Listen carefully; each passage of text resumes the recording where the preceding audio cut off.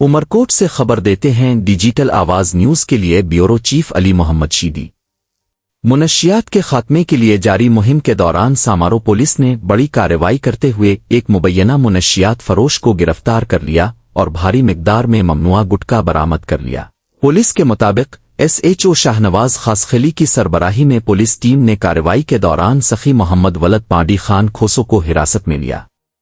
मुलजिम के कब्जे से सफीना गुटखा के 4 पैकेट जिनमें मजमूई तौर पर 440 पुड़ियां जबकि ज़हीन गुटखा के 2 पैकेट जिनमें 220 पुड़ियां मौजूद थीं बरामद की गईं। पुलिस ने बरामद शदा ममनुआ गुटखा कब्जे में लेकर मुलजिम के खिलाफ मुताल्लिका दफात के तहत मुकदमा दर्ज कर लिया है जबकि मजीद तफ्तीश और कानूनी कार्रवाई जारी है। सामारो पुलिस का कहना है कि इलाके से मुनशियात के खात्मे के लिए बिला इम्तियाज कार्रवाइयां आइंदा भी इसी अज़्म के साथ जारी रखी जाएंगी। डिजिटल आवाज न्यूज, जहां नजर न जाए वहां से खबर लाए।